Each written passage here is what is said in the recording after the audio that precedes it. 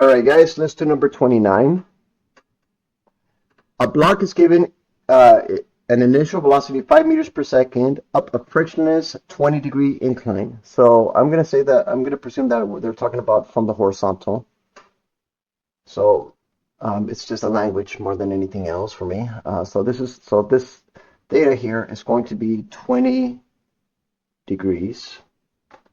The velocity is so the object is being pushed upward with the with the with the initial velocity at 5 meters per second. So this object is given at 5 meters per second. In fact, before I do this, I'm going to change my videos a bit. I'm going to use different colors. All right. So how far up the incline does the block slide before coming to rest? So what's happening is you have an object, um, um, M1, and you have the force of gravity.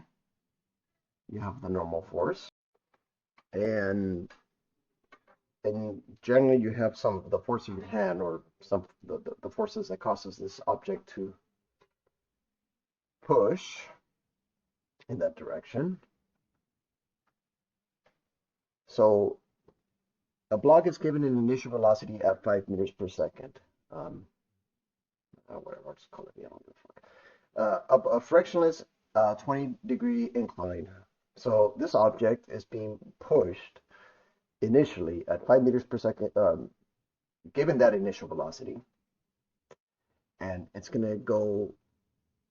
So basically, folks, the only component that the force is really this. It's really this component right here.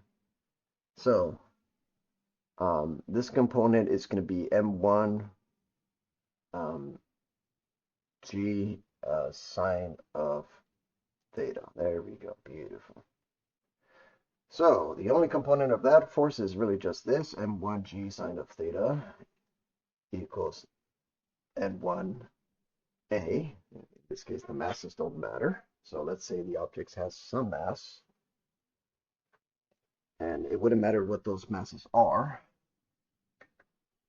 Um, but here's the thing.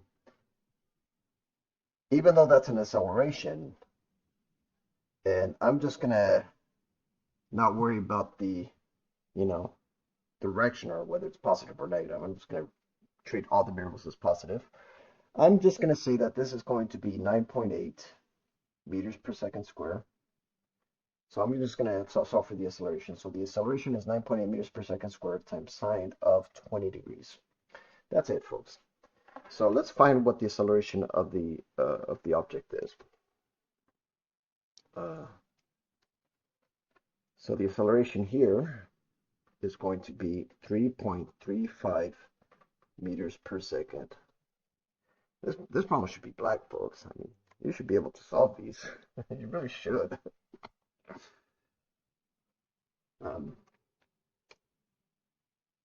5 meters per second square. So this is going to be the acceleration of the object. So that acceleration, so basically that acceleration is going to be this right here. So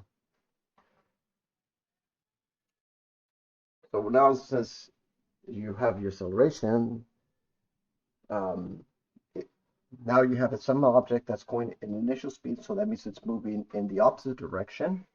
And I'm going to call this positive and negative. So this is going to be positive. So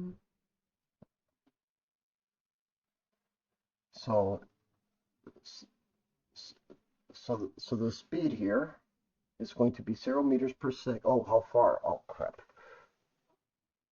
All right, one step at a time. All right, I've already chose my method. So the time it takes for the speed to reach at 0 meters per second has to be some initial velocity, which is 5 meters per second, minus at. And we're going to solve for that time. So the time is going to be v over a. Once we plug it in there, we're going to call up positive. So I'm just going to say that this is going to be x equals some initial velocity times the time minus a t squared over 2. Once you solve for that time, then you have the b squared over a minus a over 2b squared over a squared. So here you have 2 over 2, v squared over 2a. There we go, beautiful. So once you have your equation, your the the distance up the incline that it goes before coming back down is going to be 3.73 meters.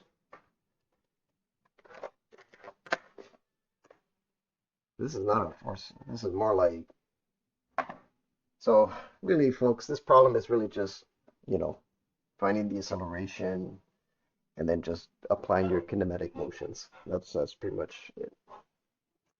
Anyways, folks, I hope you enjoy.